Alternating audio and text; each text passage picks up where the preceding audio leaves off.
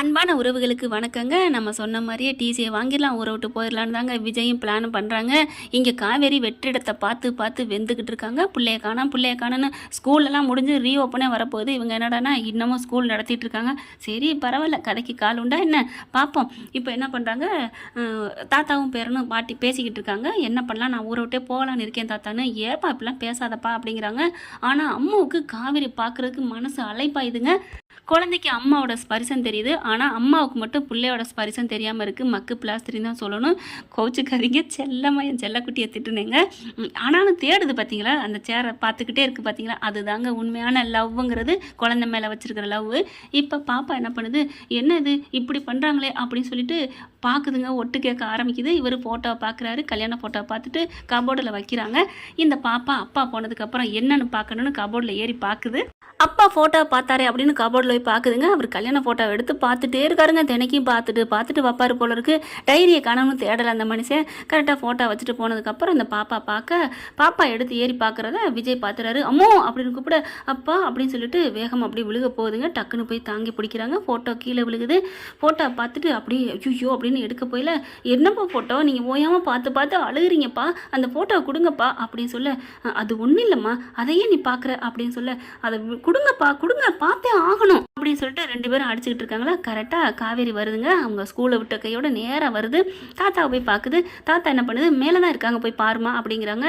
மேலே வராங்க. இப்போ தான் இதுங்க ரெண்டு பேரும் ஃபோட்டோவை எடுக்க போகிறாங்க. ஃபோட்டோவை பாப்பா எடுத்துருதுங்க. பார்த்துட்டு அப்பா என்னப்பா இது, எங்கள் காவேரி மிஸ்ஸுக்கு உங்களுக்கு கல்யாணம் ஆகிடுச்சா அப்படின்னு கேட்க, அவங்க தான் என் அம்மாவா அப்படிங்கிறாங்க. அப்படிலாம் இல்லைடா, உங்கள் காவேரி மிஸ் மாதிரி தான் உங்கள் அம்மாவும் இருப்பா, அதுதான் இது அப்படின்னு சொல்கிறாங்களா. அப்படின்னா அதான் நீங்கள் நினச்சி அழுகுறீங்களா, அதான் காவேரி மிஸ்ஸை பார்த்து உங்களுக்கு ரொம்ப பிடிச்சிருக்கா. ஆமாடா, அதனால தான் நீங்கள் காவேரி மிஸ்ஸை அப்பப்போ நீங்கள் சைட் அடிச்சிங்களா. ஆமாடா, எனக்கும் அவங்கள பார்க்கணும் போலே இருக்குப்பா அப்படின்னு சொல்லிக்கிட்டு இருக்கையில் கரெக்டாக காவேரி வராங்க. அம்மு அப்படின்னு சொல்லி குரல் கொடுக்க அப்படியே இறக்கி விடுறாரு பாப்பாவை. அப்படியே ஓடி போய் மிஸ் அப்படின்னு கட்டி பிடிக்கிறாங்க. மிஸ் உங்களுக்கு ஒன்று தெரியுமா, எங்கள் அம்மாவும் நீங்களும் ஒரே மாதிரி இருக்கீங்க மிஸ். என்னம்மா சொல்கிற. ஆமாம் மிஸ், அன்னைக்கே காமிச்சாங்கன்னு சொன்னேன்ல, அந்த ஃபோட்டோவில் நீங்கள் தான் அப்படியே இருக்கீங்க, அச்சு அசல் எங்கள் அம்மாவும் நீங்களும் ஒரே மாதிரி இருக்கீங்க அப்படின்னு சொன்னேன். என்னம்மா சொல்கிற. ஆமாம் இங்கே பாருங்க அப்படின்னு சொல்லிட்டு அவங்க கையில் இருக்க ஃபோட்டோவை டக்குன்னு எடுத்து இந்தாங்க பாருங்க அப்படின்னு கொடுக்க, அந்த ஃபோட்டோவை பார்த்தோன்னா ஒரு மாதிரி ஆகுது. ஆமாம்மா என்ன மாதிரியே இருக்குது இந்த ஃபோட்டோ அப்படின்னு சொல்கிறாங்க. ஆமாம் மிஸ், இதைத்தான் எங்கள் அப்பா தினைக்கு நைட்டு அழுது பார்ப்பாரு அப்படி சொல்ல, அப்போ இந்த உலகத்தை விட்டு போயிட்டு அதனால பொண்டாட்டி மேலே இவ்வளோ பாசமாக இருக்கேன்னு சொன்னாரே, அப்படியே ஒரு மாதிரி ஆகுது. இந்த ஃபோட்டோ என்ன மாதிரியே இருக்கே, அதனால தான் என்னை பார்த்து ரசிக்கிறாரா, அதனால தான் என்னை பார்த்து இவ்வளோ உருகிறாரா, ஐயோ அப்படின்னு சொல்லிட்டு ஒரு மாதிரி ஆகுறாங்க. அம்மா அப்படின்னு சொல்லிட்டு தூக்கி வச்சு கட்டி பிடிக்கிறாங்க. அப்படி அதுக்கப்புறம் சரிடா நான் அப்பா கிட்ட கொஞ்சம் பேசணும் அப்படிங்கிறாங்க. ஓகே மிஸ், நீங்கள் வந்துட்டீங்களா எனக்கு சந்தோஷம் அப்படின்னு சொல்கிறாங்களா. அதுக்கப்புறம் பாப்பா கீழே போயிடுறாங்க. கீழே போயிட்டு தாத்தா கிட்ட போய் விளையாண்டுக்கிட்டுன்னு சொல்கிறாங்க. விளையாட போயிடுச்சுங்க. இப்போ என்ன நடக்குதுன்னா, காவேரி விஜய் கிட்ட வராங்க. இது என்னங்க, இது என்ன அப்படிங்கிறல அப்படியே விஜய் பார்க்குறாரு. என்ன, அது என் பொண்டாட்டி, அது நான், இதில் என்ன இருக்குது அப்படிங்கல. இல்லை உங்கள் ஒய்ஃபு என்ன மாதிரியே இருப்பாங்களா அப்படின்னு கேட்க, ஆமாம் இதில் என்ன இருக்குது, ஒன்று சின்ன திருத்தம், என் ஒய்ஃப் மாதிரி நீங்கள் இருக்கீங்க அப்படின்னு சொல்ல, சரிங்க இப்போ என்ன அதில் என்ன இருக்குது, போத்திக்கிட்டு படுத்தானே படுத்துக்கிட்டு போத்தானே ரெண்டும் ஒன்று தான் அப்படிங்கிற மாதிரி காவேரி கேட்க, ஹலோ என் பொண்டாட்டி மாதிரி நீங்கள் இருக்கீங்க அவ்வளோதான். சரிங்க உங்கள் பொண்டாட்டி மாதிரி நான் இருக்கிறதுனால தான் என் கூட வந்து பின்னாடியே சுற்றி வந்தீங்களா அப்படின்னு காவேரி கேட்க, ஆமாம் என்ன பண்ணி சொல்கிற, என்ன பண்ணி தொலைக்கிறது, என் பொண்டாட்டி மாதிரியே என் பொண்டாட்டியாகவே இருக்கிறதுனால தான், வேற என்ன அப்படிங்கிற காவேரி பார்க்குறாங்க. எப்படிங்க இப்படிலாம் ஒரு ஒற்றுமை வரும், உருவமும் ஒற்றுமை, பேரும் ஒற்றுமை, பிறந்த நாளும் ஒற்றுமை, எல்லாமே ஒன்றாவா இருக்கும் அப்படின்னு காவேரிக்கு தலை சுற்றுது. என்னங்க பண்ண சொல்கிறீங்க, என் பிள்ளைக்கு உங்கள் மேலே நான் தான் பாசமாக இருக்கேன்னா என் பிள்ளை உங்கள் மேலே பைத்தியமா இருக்கா தெரியுமா அப்படிங்கிறாங்க. அப்படியே காவேரி ஒரு மாதிரி ஆகுது. என்னை மன்னிச்சிருங்க விஜய், நீங்களாம் தப்பா வரீங்கன்னு நினைச்சேன், ஆனா இப்பதான் புரியுது, உங்க பொண்டாட்டியை அப்படியே ரெட்ட பிள்ளை மாதிரியே இருக்கிறமே, ஒட்டி உரசுன மாதிரி. அடி பாவி, அது நீ தாண்டி, உனக்கு எங்கடி புரிய போகுது அப்படின்னு நினைக்கிறாரு. அதுக்கப்புறம் என்ன சொன்னீங்க, ஒன்றும் இல்லை நீங்க தான் புரிஞ்சுக்கலன்னு சொல்ல வந்தேன், அது நீ தான் சொன்னீங்களே அதைத்தான் சொன்னேன்ல அப்படிங்கிறாரு. இதெல்லாம் ஏன் விஜய் என்கிட்ட சொல்லலை, எதுக்கு சொல்லணும், சொன்னால் மட்டும் புரிஞ்சுக்க போறீங்களா, இப்போ மட்டும் புரிஞ்சுக்கிட்டீங்களா, புரிஞ்சுக்கிட்டு ஐயோ என்ன மாதிரியே இருக்கு, அதனால தான் பாப்பா என்ன அம்மா அம்மான்னு வராளா, நீங்களும் பொண்டாட்டின்னு அதான் கட்டிக்கிறேன்னு வந்தீங்களா அப்படின்னு சொல்லவா போகிறீங்க? சொல்ல போகிறதில்ல, அப்புறம் எதுக்கு நான் உங்ககிட்ட சொல்லணும்? புரிஞ்சும் புரியாத மாதிரி நடிக்கிறவங்ககிட்ட ஒன்றும் பேச முடியாதுங்க அப்படின்னு திரும்பிக்கிறாரு. ஏன் விஜய் அப்படின்னு இப்படி திரும்பி இங்கிட்டு வராங்க. ஏங்க என் முன்னாடி வர்றீங்க, அங்கிட்டு போங்கங்க அப்படின்னு இங்கிட்டு திரும்புறாரு. என்ன விஜய் என்ன ஆச்சு? என்னை பார்க்க மாட்டோமா பேச மாட்டோமான்னு எத்தனை வாட்டி என் வீட்டுக்கு வந்திருக்கீங்க, இப்போ என்ன உங்கள் வீட்டுக்கு வந்தால் ரொம்ப பண்ணுறீங்க? அவ்வளோ அம்மா தாயே, நான் உங்ககிட்ட வந்தா என்ன பிள்ளைய வச்சு என்னை வசியம் பண்ண பார்க்குறீங்களா அப்படின்னு கேட்பீங்க. தேவை எனக்கு. ஐயோ விஜய், அது ஏதோ தெரியாமல் சொல்லிட்டேன், அந்த ஒத்த வார்த்தையை பிடிச்சிக்கிட்டு என்னை ஏன் கொல்றீங்க அப்படின்னு காவேரி சொல்ல, ஏம்மா நீங்கள் சொன்ன வார்த்தை என் நெஞ்ச சுற்றுச்சுமா, அது உங்களுக்கு பெருசாக தெரியலையா அப்படிங்கிறாங்க. இங்கே பாருங்கள் விஜய், நான் தெரியாமல் பண்ணிட்டேன், தப்பு, மன்னிப்பு கேட்கத்தான் வந்தேன். ஆனால் நீங்கள் உங்களை பார்க்கவும் முடியல, ஸ்கூலுக்கும் அம்மு வரல 2 நாளாக, என்னாச்சு ஏன் இப்படி பண்ணுறீங்க அப்படின்னு கேட்க, என்னாச்சுன்னா நான் தான் சொல்லிட்டு தானே வந்தேன், இனிமேல் உங்கள் முகத்தில் முழிக்க மாட்டான், உங்களுக்கு எனக்கு எந்த சம்மந்தம் இல்லை, இனிமேல் எந்த டிஸ்டர்ப் பண்ண மாட்டேன்னு தான் சொல்லிட்டு வந்தேன், அப்புறம் என்ன அப்படின்னா அந்த டிசியை வாங்கிட்டு போனா தான், ஸ்கூலுக்கு வராமல் இருந்தால் தான் நல்லது, அதுக்காக எனக்கு டிஸ்டர்ப் கொடுக்கக்கூடாதுங்கிறக்காண்டி ஸ்கூலை விட்டே போகணுமா? ஆமாங்க. அப்புறம் இந்த மூஞ்சியை தினைக்கி நாங்கள் பார்த்துட்டு எப்படி நாங்கள் உயிர் வாழ முடியும்? என் பொண்டாட்டி ஃபோட்டோவை அப்படியே உரிச்சு வச்சுருக்கீங்க, என் பொண்டாட்டி மூஞ்சி அப்படியே இருக்குது, நான் எப்படிங்க உங்களை பார்க்காம இருக்க முடியும்? இந்த ஊரில் இருக்க வரைக்கும் என் பிள்ளைங்க நாங்களும் உங்களை பார்ப்போம் வைப்போம், அதனால தான் நாங்கள் ஊரை விட்டே போகலான்னு இருக்கோம். அப்படி சொன்னோன்னே காவேரி பார்க்குறாங்க. என்னை பார்க்கக்கூடாதுன்னு யாருங்க சொன்னா? நான் சொன்னேன்னா அப்படின்னு விஜய் பார்க்குறாரு. என்னது, அப்போ நாங்கள் பார்க்கலாமா?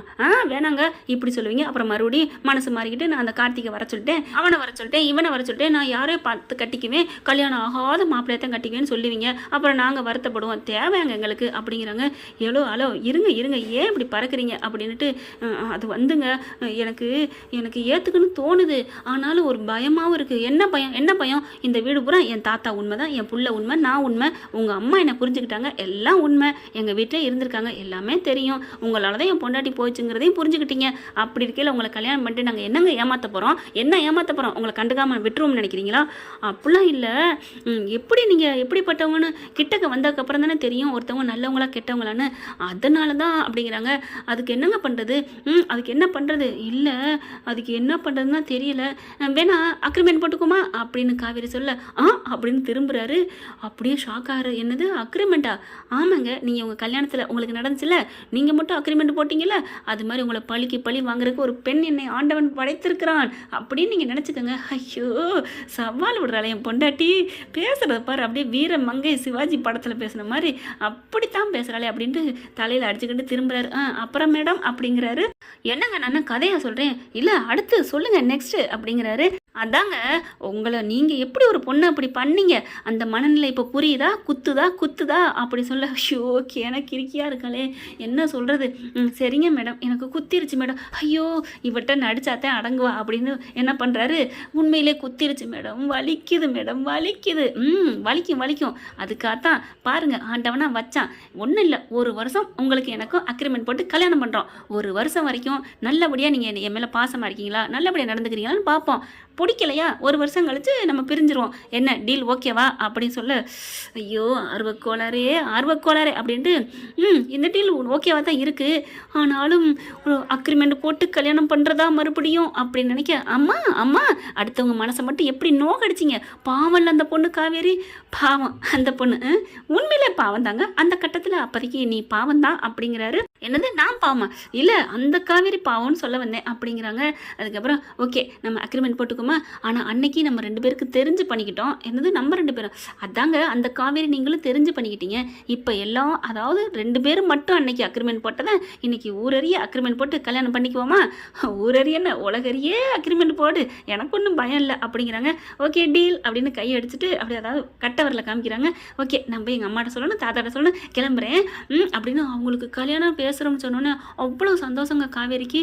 ஆர்வக்கோளரே நீ தாண்டி என் பொண்டாட்டி, சரி விடு, பத்திரத்தில் அதாவது ரிஜிஸ்டர் மேரேஜ் பண்ணால் கையெழுத்து போடுவோம் இல்லையா, அந்த மாதிரி போட்டுட்டு போவோம் அப்படின்னு நினைக்கிறாங்க. கீழே ஓடி போய் தாத்தா அம்மா டே நான் உங்கள் வீட்டுக்கு தாண்டா அம்மா வரப்போகிறேன் அப்படின்னு முத்தம் கொடுக்குறாங்க. அதுக்கப்புறம் நான் கிளம்புறேன், இல்லை வாங்களேன் அம்மா கிட்ட நம்மளே போய் சொல்லிக்கலாம் அப்படின்னு சொல்ல, என்னம்மா என்ன பிரச்சனை அப்படிங்கிறாங்க. ஒன்றும் இல்லை தாத்தா, அம்மா வா நம்ம காருக்குள்ள போய் உட்காருவோம், விஜய் சீக்கிரம் வாங்க அப்படின்னு ஓடுறாங்க துள்ளி குதிச்சு. என்னடா சொல்லிட்டு போகிறா உன் பொண்டாட்டி.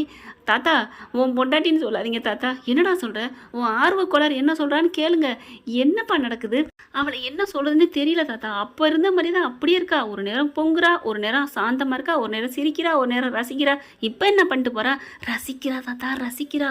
உங்கள் பேரனை ரசிக்க ஆரம்பிச்சிட்டா. என்ன தாத்தா என்னப்பா சொல்கிற? ஆமாம் தாத்தா, என்னை கட்டிக்க சம்மதிச்சிட்டா. என்னது சம்மதிச்சிட்டாளா? ஆமாம். அதுவும் எப்படி தெரியுமா? உங்கள் பேரை முட்டாள்தனமாக அன்னைக்கு நடந்தில்ல, இப்போ அது லூஸ் தனமாக அப்போ பண்ண போகுது. என்னடா சொல்கிற? 1 வருஷம் அக்ரிமெண்ட் போட்டு கல்யாணம் பண்ணணுமா அப்படின்னு வாயில் கை வைக்கிறாரு. ஹலோ, எதுக்கு ஷாக்கு? அதுதான் லூஸ் மாதிரி பேசிட்டு போகுது. இல்லைடா 1 வருஷம் அக்ரிமெண்ட்டா? என்னடா சொல்கிற? ஆமாம் தாத்தா, இதை வந்து எல்லாத்தையும் சொல்லி அக்ரிமெண்ட் போட்டு 1 வருஷத்துக்கு அப்புறம் நல்லா வாழலைன்னா போயிடுவாங்களாம். அவள் போவாளா? ஏண்டா ஒருவேளை ஆர்வ குளருங்கிற விட்டுட்டு போகிறேன்னு சொல்லிட்டா? போக மாட்டா தாத்தா. ஏன்பா எப்படி சொல்கிற? 2 நாள் என் பிள்ளைய பார்க்க முடியல, என்ன பார்க்க முடியலன்னு தேடிந்தான் வந்துட்டா. 1 வருஷம் அவன் நம்ம வீட்டுக்கு வாழ வரப்போறா. அவள் கூட நான் வாழ்கிற வாழ்க்கையில் பின்னி பிணைஞ்சு பாம்பு பிணைஞ்சிட்டு கிடக்கும் பார்த்தீங்களா? அந்த மாதிரி அவள் வாழ்க்கையை நான் திளைக்க சந்தோஷத்தை கொடுக்க போகிறேன். அவள் எப்படி தாத்தா விட்டுட்டு போப்பாரா அப்படின்னு சொல்லிட்டு ஆறுதல் கொடுக்குறாரு விஜய். அப்புறம் ஏன்ப்பா மாட்டேங்கிறா? அவள் இப்போ பயப்படுறா. இப்போ இருக்கிற பொறுத்த வரைக்கும் அவள் கன்னிப்பெண். நான் கல்யாணம் ஆன அதனால அவள் மறுபடியும் அவள் அந்த பொண்டாட்டியை விரும்புகிற அளவுக்கு நம்மளை விரும்புவாரான்னு அவளுக்கு ஒரு பயம். அதை விட அதிகமாக விரும்ப வேண்டி நீ தாண்டி என் செல்லுன்னு அவளுக்கு காமிப்பல்ல. எப்படியோட ஒன்று சேர்ந்தா சந்தோஷம் அப்படிங்கிறாரு. இப்போ அவங்க அம்மாட்ட சொல்லணுமா? அவளுக்கு என்னை விட்டுட்டு இருக்க அங்கே அலாரம் கொடுக்குறாங்க பேசிக்கிட்டு கீழே பார்த்தீங்களா, என்னை விட்டுட்டு இருக்க முடியல. அந்த வந்துட்டேம்மா அப்படின்னு சொல்லிட்டு வரேன் தாத்தா.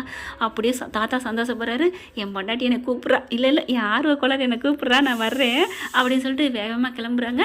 அதுக்குள்ளே தாத்தா வந்து என்ன பண்ணுறாங்க? தாத்தா நீங்கள் சொல்லாதீங்க, நான் சாரதா அத்தைக்கு சொல்லிக்கிறேன். ஆனால் அக்ரிமெண்ட் கல்யாணத்தை பற்றி எதுவும் அத்தை மாட்டேன்ட்டாங்கன்னா என்ன பண்ணுவாங்க, ஏது பண்ணுவாங்க? ஐயோ நம்ம முன்னாடியே சொல்லணும் அப்படின்னு கிளம்புறாரு. ஓகே ஃப்ரெண்ட், பார்க்கலாம் என்ன நடக்க போகுதுன்னா. இப்படி போனால் நல்லா தான் இருக்கும். இந்த பதிவு உங்களுக்கு பிடிச்சிருந்துச்சுன்னா உங்கள் பொண்ணான கையில் ஒரு லைக்கை போட்டு சப்ஸ்கிரைப் பண்ணி ஆதரவு கொடுங்க அன்பான உறவுகளை. Thank you friends. இந்த வீடியோ உங்களுக்கு பிடிச்சிருந்தா தயவு செய்து லைக் பண்ணுங்க. இன்னும் அப்டேட்ஸ்க்காக சேனலை சப்ஸ்கிரைப் பண்ண மறக்காதீங்க. நம்ம கிட்ட இருக்க எல்லா சேனல்ஸோட லேட்டஸ்ட் வீடியோ அப்டேட்ஸ்க்காக மேல ரைட் சைடுல காட்டுற லிங்கை கிளிக் பண்ணி வாட்ஸ்அப் குரூப்ல ஜாயின் பண்ணுங்க. உங்களிடம் விடைபெறுவது நான் உங்கள் மெஹர்.